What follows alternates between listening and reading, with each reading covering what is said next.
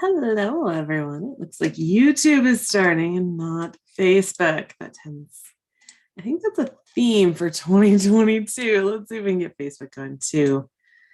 I did unmute my microphone, so I'm feeling pretty good about that. My dogs are barking at probably a leaf or something. How are you today? Let me get this big so I can see your questions. How are you today? I hope that your day is amazing so far. I know it's only noon, but chances are you've been up for a little bit, working on things.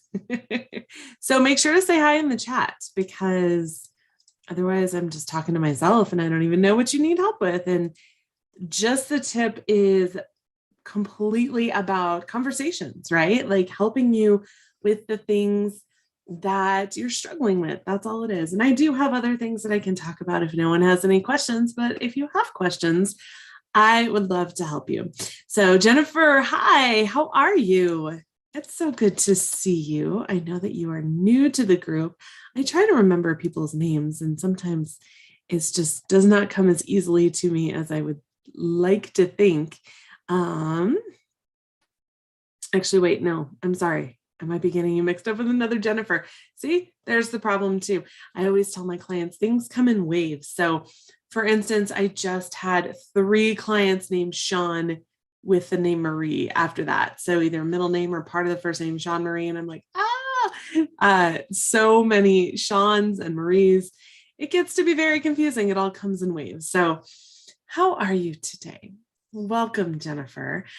If you are just joining, please come in and say hi in the chat. Jennifer said, I've been in the group a little while. I'm so sorry. There's another Jennifer that just joined yesterday. Jennifer's and Becky's and all of the different names. Jennifer, if you have a question, go ahead and drop it in the chat. If anyone else is watching, if you're watching on YouTube and you want to be a part of the conversation and ask questions, feel free to join at businessstraightedup.com/community. That will bring you to our little corner of Facebook where I am happy to help and we can actually engage because I can't watch chat everywhere. I have tried. It does not work very well for me.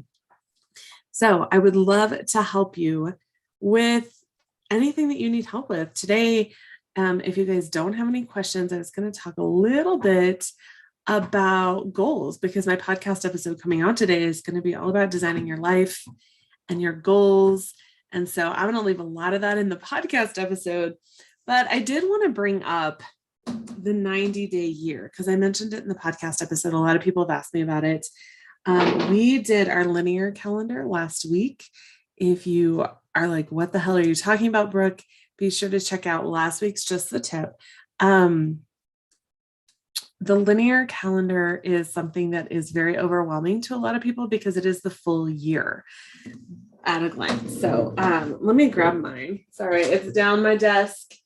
And I don't have any pants on, so I can't stand up. Ooh, I just shared a secret.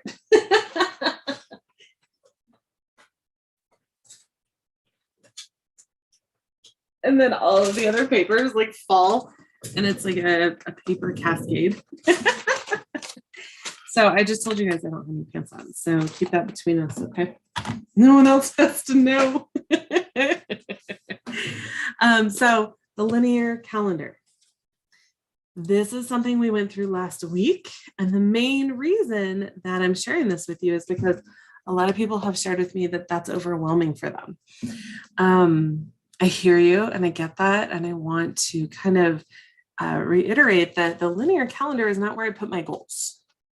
Okay, so the goals have nothing to do with this. This is especially for travel purposes because you plan travel so far out and I don't want to plan like one trip on top of another. I'm really intentional and deliberate about my time with my kids and my family and pretty good at that. So I want to make sure that things are planned out, that the things that are most important to me are decided ahead of time because as I talk about in the podcast episode, we need to work on building our lives the way we want them so our business can fit into our life and help us reach the lives we want, but that we're not trying to fit our life into our business. Okay, 2 very different things. So Jennifer asks, we got some marketing questions. Okay, Jennifer said, aside from model call, Facebook group, or flash sales, what do you do to bring in clients? So to be completely frank with you, I don't do any of those three things to really bring in clients. My Facebook group, it's so funny. I don't do the group grows and stuff, not because I don't think that they're successful, but just because my Facebook group, and that applies to this Facebook group as well. It's not a goal of mine to grow it exponentially because I don't put up with a lot of shit. Like, this is my little oasis on Facebook, both for my clients and my students. And I only want awesome people in there. And so my Facebook group for my clients, I think, is at like 700 people. And I'm totally fine with that. I don't want it to be at 20,000 people because I watch people try to manage those groups and I am not interested. And if that's your thing, cool. But it's not mine. That is not a marketing avenue for me. It is not my number one marketing thing at all. My top marketing avenues or things that I use in my business the most are email marketing, SEO, and what was the third? I kind of go back and forth. Like, a lot of it is word of mouth, but when you're first starting out, that's not an option. So email marketing and SEO, and whatever social platform you feel works best for your clients. Now, I say that with some hesitance because remember when Facebook went down like in October and people were freaking out, and everyone that like relies on a Facebook group was like, what am I going to do? How am I going to talk to people? And I'm like, this should not be a question. There should always be backups to everything in our business. So I do think that social media is very valuable, but I don't think that it's the only thing you should be focusing on. I think that's dangerous. I think that all marketing tactics should not be the only thing you focus on because that's dangerous. We need to have these backups in place because the reality is if we can't control something, and most of the time we can't, if things were to go down, how are you going to reach people? We need to have other ideas and things that we have at least in the back of our heads. So Jennifer said, I don't care for the group either. I get maybe 2 clients per year in my group. Yeah. My group is not necessarily a marketing thing as much as it is an encouraging community. And I want it that way. So I understand that's not everyone's vibe, and that's cool. If you want to use your group to market the hell out of your business, by all means, please do. It's just not my favorite thing. So I use SEO. I teach SEO a lot. I am number 1 or number 2 for my keywords, in some cases internationally. And I'm very pleased with that. SEO is huge, but it is a long game. And I just want to say all of these marketing tactics, like, people want these overnight things. And the bottom line is that it's not overnight. Like, business is not overnight. If you were to truly look at someone's business that looks like an overnight success, chances are it was not an overnight success. It took time. And so I want to kind of be completely clear about that all of these people that seem like overnight successes, it's probably several years that they've been spending on this. So Jennifer said, we can go more into the marketing stuff, but so I gave you my top ones, right? SEO, email marketing. I also work with local businesses and attend events, and I put on events. That's a little harder right now with COVID, especially with this new shit coming out. So that may not necessarily be an option, but that is something I do. I think so many people try to do the online stuff, and I get it, but get out from behind your computer. Get out and actually meet people and actually be with them face to face. There is no substitute for that. And I know that right now that's harder, and I get that, but make sure that you're not just focusing on one thing again, which, if it's online, that's still one thing. What if your internet goes down? What are you going to do? Do people know how to get a hold of you? Do you know how to get a hold of other people?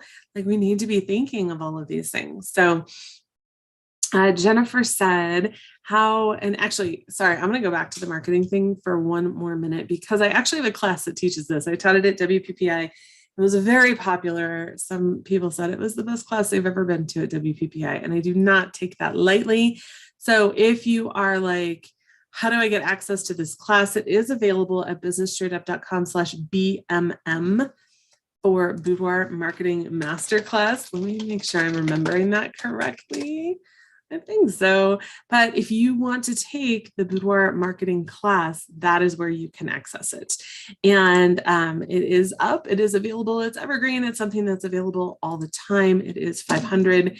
That might change in the future, so grab it now before the price changes. Jennifer said, how do you make sure your clients are properly prepped before the day of their session? Oh, girl, I got stuff for this. So I have a set of, sorry, I need to look at the emails and see how many I have. I think it's 10 pre-session emails. And actually, I've been working on more. And I think sometimes people freak out over that number because you're thinking about these big, long emails that explain everything. And I want you to remember to break it up. Remember, we have a very short attention span. You can put just one idea per email. You don't have to make it this one big, long 27-page email. Okay. So just do one specific idea for each email, and you can break it up and have 10 different emails. Now, why do we spread it out? Why do we have so many emails? Well, first and foremost, because people don't read. So you can repeat things over and over again, but also because if you make it quick and easy to digest, they're more likely to open it in the future. So if you open an email and it's 27 pages long, are you going to open another email from that person next week? Only if you have time. And most of us are not really prioritizing our time in that way. So make your emails super small. They don't have to be huge. So I have a set of 10 emails. They're pre-session emails. And it also has the, this one has 7. So my shop template that I have available, I'll put a link in the chat. I do have a shop full of templates. I don't market it very much. I probably should, but I am kind of good at writing emails. It's one of my superpowers. And so all my email templates are online and you can download them there. But the set of 7 that's on my shop has the confirmation that includes their login for their client portal. It has the welcome magazine, which is an email only. The welcome magazine actually lives on my website. So it's just an email with a link to the welcome magazine. I don't want to clutter someone's inbox with a ton of storage shit. So I don't send it in the email. It is a link because, as I've talked about before, I always want to send people back to my website. It also has a link for their pre-session questionnaire. It has what to wear. What the hell do I wear? What do I do? What do I think? Another email is inspiration. How do you find images that you love so that I can see them and we can work together? Another email is the day before. This is actually a really popular one. It gives all the necessary details that someone needs to know that they have probably lost in the midst of all the emails. Things like the address, my phone number, and a reminder not to cancel because they're scared, because that happens a lot. And then there's also a bonus day after email, which I love to do very quickly the day after. I might even move that up to the day of the session in the evening because I want those emotions. So this is a testimonial question. It's how I get really quick and very emotion-driven testimonials. And it also reminds them of my pricing because I got really tired of people saying they didn't know. So these are all email templates. These are the ones that are on my shop. And I put a link to that in the chat, in the comments. So Jordan said with in-person, oh, sorry. I feel like I'm really bad at finishing one thought. I think it's a little bit of my ADHD. I'm like, here. So Jennifer, let me know in the comments if that makes sense, if you need more information. But I do a huge series of emails. I offer a pre-consult ahead of time. Most people don't take me up on that. Most people don't want that. I did have one person recently that said she didn't feel prepared and wanted to cancel and threatened me in the process. And I don't do threats. Like, why would you do that? So we canceled her session and she was already prepaid and everything. But, we have to have boundaries and we have to make sure that we're respecting ourselves and our clients. And most clients are good about that. That's the first time I've had that happen in like 8 years or something. So it's been a while. So Jennifer, let me know in the chat if that helps, if you have any questions, if you want me to go more into the emails. I know I talk really fast, but remember the replay is always in the group and you can always go back to it. Jordan said, with in-person networking for Boudoir, how do you put yourself out there? I know hair and makeup artist, but I'm a little lost. Let's see if I can find it, because I did an episode on this and it also shows my template for this. So let me find it, because here we go. The podcast episode is called One of My Most Successful Photography Marketing Strategies, Gift Voucher How To. So I'm going to put the YouTube link. You can listen however you listen to podcasts as well, but the YouTube link will actually show you the voucher so that you can implement this in your business. This voucher that I show is also in the shop. I believe that the discount is expired from the podcast episode, but podcast listeners, I do have a special discount for them. So listen in to that podcast episode or watch it on YouTube. So basically the way that it happens is I have gift vouchers that I will give to specific businesses, but they have to be businesses that you know. So a lot of people just want to give gift vouchers and they walk into like a new salon and they're like, hey, here's some gift vouchers you want to give to your clients. And they're like, who the fuck are you? I don't recommend that.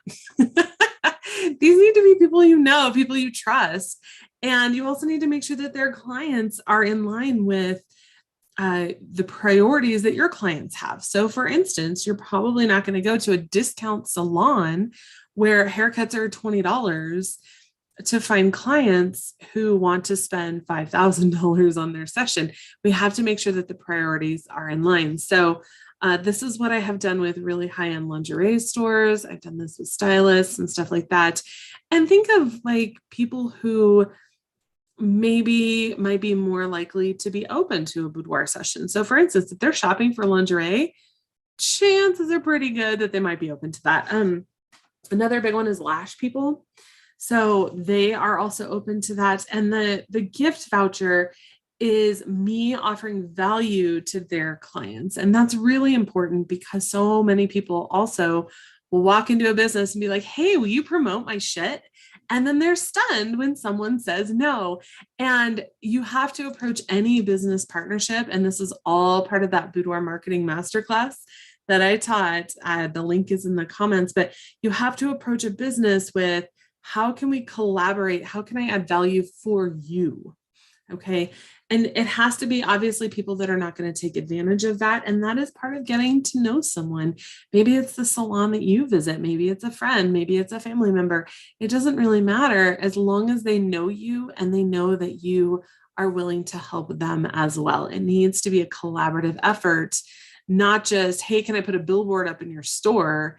And then you're shocked when they say no. So it doesn't really work that way. But think of the people that you want to align with, and then you can offer them a gift voucher, which in my world means a free session. So it's a $350 gift card, which is a pretty stellar gift for a stylist to give to one of their clients. So that is, it makes them look good and it helps them to feel good about offering it to their clients. Now, I will say that when I worked with lingerie stores or even stylists, I do want to make sure that these people, these business owners know my average client investment, because I don't want them handing one of my gift vouchers to someone who would feel shitty about themselves because they can't afford it.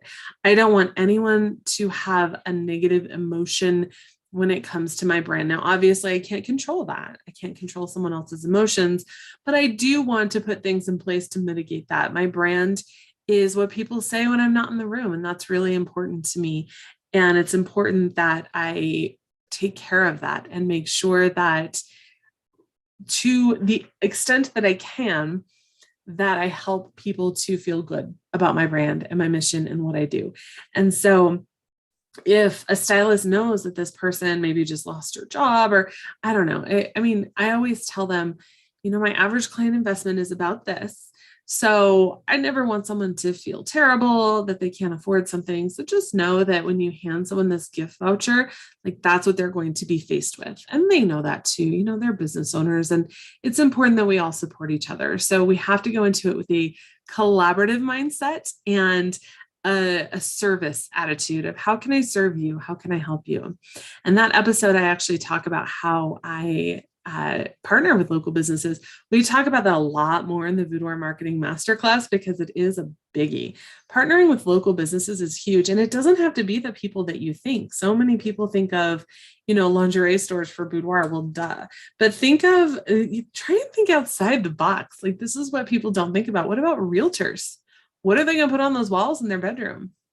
And it may not be necessarily a good fit, but if it is, hey, cool. Maybe you give out 10 and you get one back in response. Okay, well, the cost for me to print those cards, I want to say is like $20 for 20 of them. I don't know. They're like $1 a card. Okay, so they're not super expensive. And that is now, what did I spend? If they're $1 a card and I gave out 10 and I got one back. So it cost me $10 to get a client in. Now, it also cost me the session fee, which is $350 in my case. But if they spend my average investment, which is about $4,800, I will spend $400 to get a client that spends $4,800 every day of the week, because that's a marketing cost, right? It's just different. People look at Facebook ads and they look at, the cost of Facebook ads is, it's a marketing cost, but we don't think about things like this, about things like gift vouchers. And people are like, why would you give the session away for free? I'm like, because that's not where I make most of my profit. The session is just not it. That's mainly a cover to cover my expenses for doing the session. And quite frankly, it probably should go up, but I'm comfortable with where it's at. So I don't see that happening anytime soon. But we have to think of these things as marketing costs.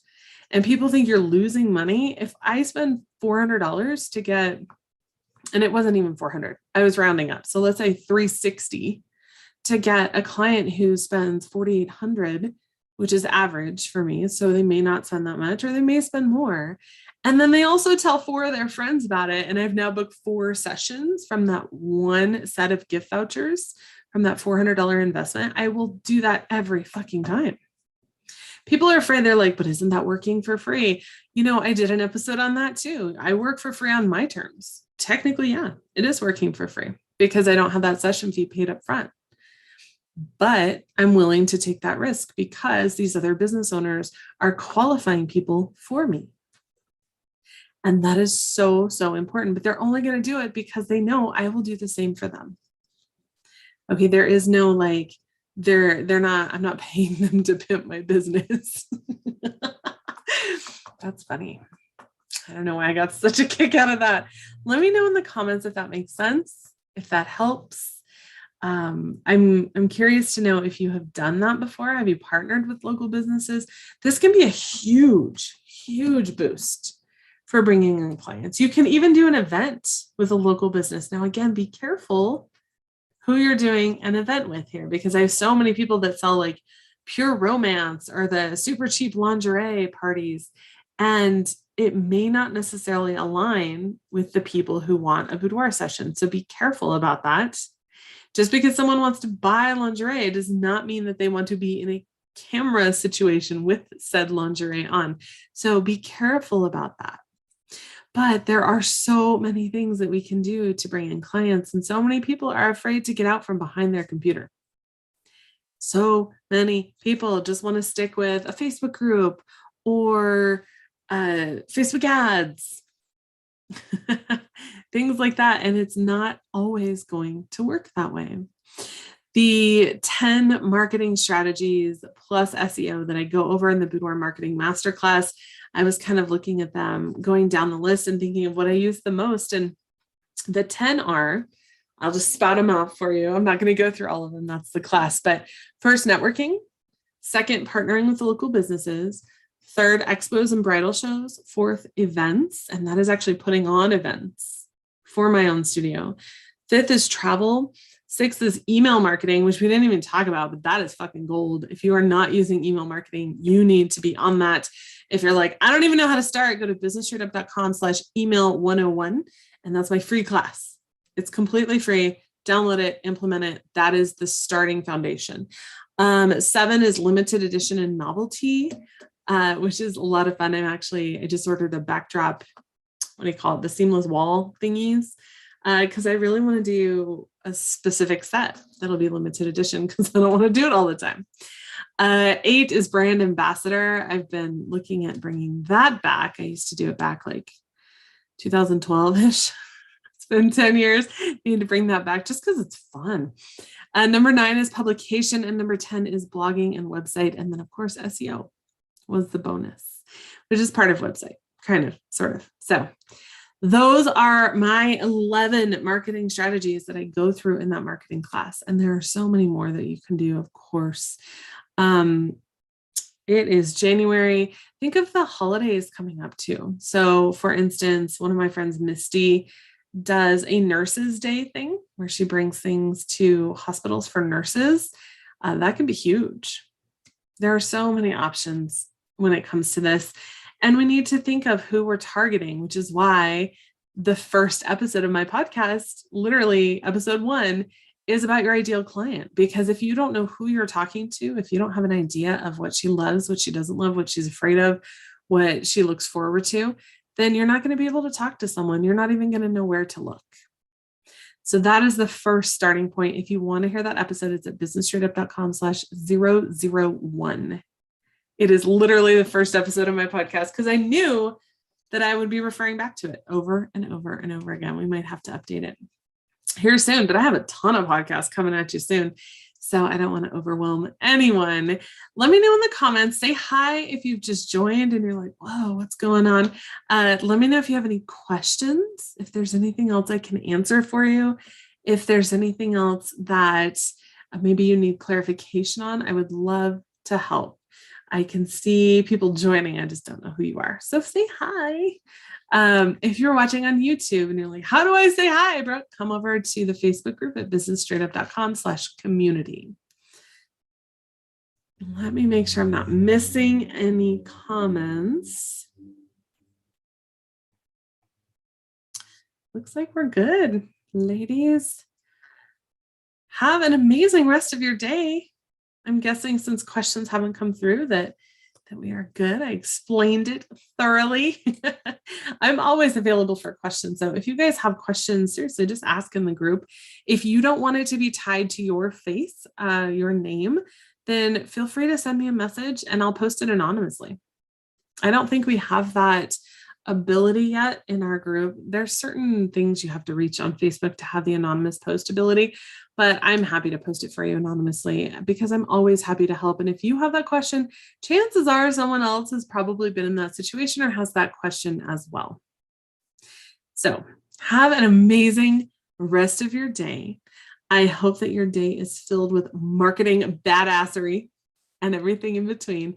Lots of joy, lots of laughter, and reaching all those biggest goals. If there's anything I can do to help, let me know.